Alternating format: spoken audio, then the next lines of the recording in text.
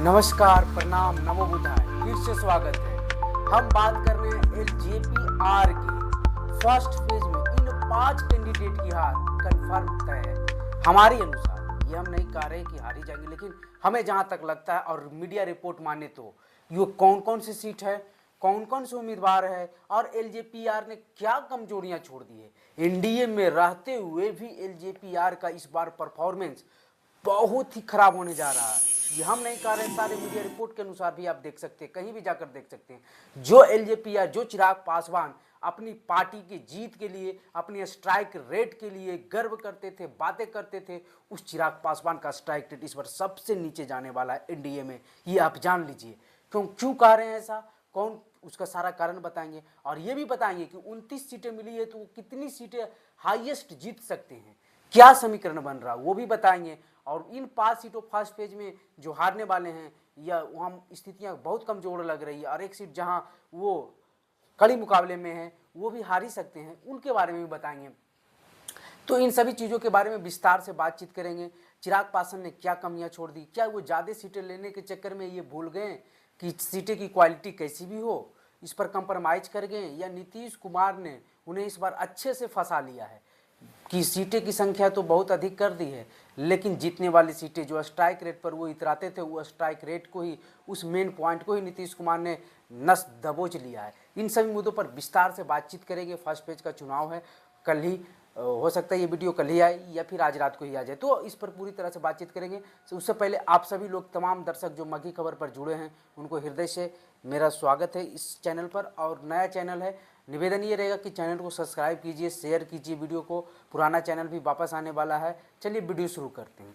दरअसल बात ये है कि चुनाव का फर्स्ट फेज का चुनाव प्रचार तो खत्म हो गया, अब वोटिंग भी होने वाला है। अब वोटिंग से पहले हम ये क्यों बता रहे हैं कि इन सारी जगहों पर जो है एलजेपीआर की स्थितियां बहुत ही खराब हो सकती है और ये सीटें कौन कौन सी है और क्यों हो सकती है, तो बात करेंगे। देखिए, सबसे कमज़ोर स्ट्राइक रेट वाली इस बार तो चिराग पासवान हो ही गए एनडीए में, ये भी आप जान तो बता ही दिए हैं। और 29 में इस बार 19 सीट ऐसी है जहां सीधे आरजेडी से टक्कर है, और वो भी आरजेडी के जीते हुए विधायक। कोई भी पार्टी के जीते हुए विधायक से आप डायरेक्ट टक्कर लीजिएगा तो वहाँ तो आपकी लड़ाई कठोर होगी। और प्लस आरजेडी जैसी पार्टी महागठबंधन में कोई बढ़िया स्ट्राइक रेट देने वाला और सबसे मजबूत दल है तो आरजेडी ही है, तो इसलिए आरजेडी के सामने सीधे तौर पर चिराग की मुकाबला। और सबसे ज़्यादा इस बार यादवों को एनडीए में ढो रहे हैं तो चिराग पासवान ही उम्मीदवार। देख लीजिए, पटना जिला के ही सभी सीटों पर लगभग यादव उम्मीदवार हैं, तो ये भी देखने वाली बात होगी। और कहा जा रहा है कि इस बार धन बन वाले लोग चिराग पासवान के साथ अधिक जुड़े हैं, और कोई किसी क्षेत्र में तैयारी कर रही थी, किसी क्षेत्र में आकर चुनाव लड़ा दिया गया, ये भी है। हम अब यही बताएंगे कि चिराग पासवान 19 में से कितनी सीटें जीतेंगे, लेकिन ये लास्ट में बताएंगे। उससे पहले मांझी कुशवाहा का भी स्ट्राइक रेट इस बार बहुत खराब होने वाला है, ये मत समझिएगा। हाँ, एनडीए में नीतीश कुमार और बीजेपी की स्ट्राइक रेट ठीक होगी, उसमें फिर नीतीश कुमार का सबसे बेटर ऐसा अनुमान लगाया जा रहा है कि स्ट्राइक रेट हो सकता है। आपको ये बता दें कि एबीपी की एक नया ताज़ा सर्वे आया है, उसमें से 80 सीट, अप्रॉक्स 80 सीट, लगभग 80 सीटों पर महागठबंधन को जीत बताया जा रहा है, और वही एनडीए को 160 सीटों के करीब जिताते हुए दिख रही है नई सर्वे। तो इस पर आप लोगों की क्या राय है, चलिए बात करते हैं। दैनिक भास्कर ने भी ये रिपोर्ट छापा है कि इन 5 सीटों पर एलजेपीआर बहुत कमज़ोर स्थिति में। तो कौन कौन सी सीटें हैं पहले ये बता देते हैं और फिर क्यों हैं ये बताइए। तो पहला सीट है मनेर, पटना जिला के अंतर्गत आता है। दूसरा है बख्तियारपुर, पटना जिला के अंतर्गत ही आता है। फातुआ, पटना जिले के अंतर्गत ही आता है। पालीगंज, पटना जिले के अंतर्गत आता है। ब्रह्मपुर, ये पटना में नहीं पड़ता है। और एक जो महुआ, जहाँ कड़ी लड़ाई है, संजय सिंह और तेज प्रताप यादव और मुकेश यादव, विपिन यादव, सॉरी मुकेश यादव। हाँ, तो अब हम बात कर लेते हैं, इधर आ जाते हैं। पहला मनेर। मनेर में क्यों लड़ाई कड़ी है? मनेर में तो ऐसा ही क्लीन स्वीप मिलते हुए दिख रहा है भाई वीरेंद्र को, क्योंकि यहाँ जो उम्मीदवार है जितेंद्र यादव, वो पैरासूट के बदौलत आए हैं, कहीं दूसरे जगह से यहाँ लाकर लड़ा दिए। और इस जगह पर तो वहाँ का संगठन ही नहीं है जो एलजेपीआर का है, कोई संगठन नहीं, कोई कार्यकर्ता नहीं।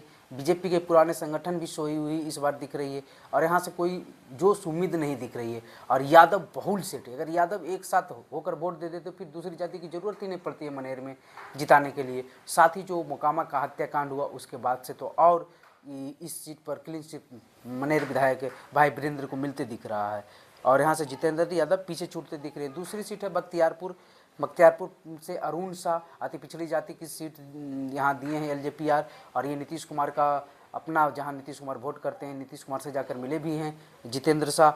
लेकिन यहाँ अनिरुद्ध यादव जो हैं बख्तियारपुर से हैं आरजेडी के कैंडिडेट, और यहाँ लग रहा था कि यादव में कुछ टूट होगी, लेकिन जैसा ही मोकामा हत्याकांड हुआ है एकजुट हो गया, और यहाँ भी यही स्थिति है कि यादव एक हो जाए पूरे, तो फिर यहाँ दूसरी की किसी की जीतने की संभावना ही कम हो जाती है। तो यहाँ से फिर अरुण शाह इसी कड़ी में फंसते हुए दिख रहे हैं, और अनिरुद्ध यादव फिर से यहाँ निकलते दिख रहे हैं।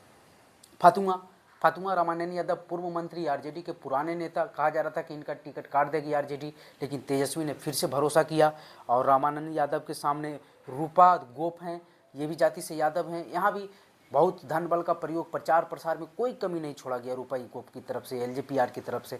लेकिन स्थितियाँ यहाँ भी कमज़ोर दिख रही है एलजेपीआर की, क्योंकि यहाँ संगठन ही मजबूत नहीं है एलजेपीआर की, तो ये भी सीट गवाते दिख रही है एलजेपीआर। चौथी सीट जो है पालीगंज, ये भी पटना जिले के अंतर्गत आता है। संदीप सौरभ जो टाइगर टैक्स के नाम से उनके भाई पर बहुत सारे आरोप लगा, एंटी इनकॉन्वेंसी भी है, माले के विधायक हैं, फिर भी इस सीट पर जो हैं एलजेपीआर के कैंडिडेट सुनील यादव, जो तैयारी कहीं और कर रहे थे अरवल जिला में, और आ गए पालीगंज, हालांकि रहने वाले हैं पालीगंज के ही।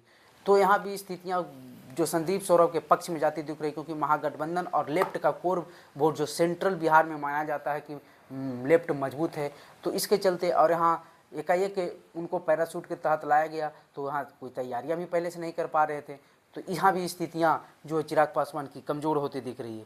पाँचवा सीट आता है ब्रह्मपुर, ये भोजपुरी भाषा क्षेत्र, यहाँ से सुनील पांडे लड़ रहे हैं एलजेपीआर के, बहुत ब्राह्मण नेता हैं, बहुत चिराग पासवान के करीबी, इनके टिकट के लिए चिराग पासवान अड़ गए थे।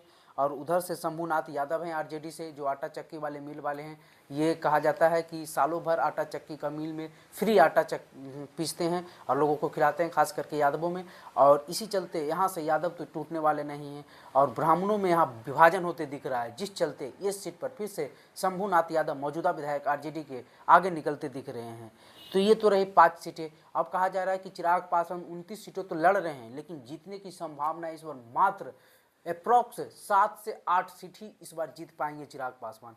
तो ये है 2025 चुनाव में चिराग पासवान की स्थितियाँ, परिस्थितियाँ। आपको क्या लगता है बताइएगा जरूर। हम ये नहीं कह रहे हैं कि ही जीतेंगे, ये रिपोर्ट के अनुसार और हमारी जो विश्लेषण किए हैं, हमने जहाँ तक जहाँ तक सुना है और जहाँ तक देखा है, जहाँ तक बातचीत किया है, उसके अनुसार इतनी सीटें हमें लग रही है कि जीतेगी। बाकी चुनाव है, कुछ भी एक दिन में माहौल हो सकता है, बदल सकती है। बाकी आपको क्या लगता है बताइएगा जरूर। वीडियो पर बने रहने के लिए धन्यवाद।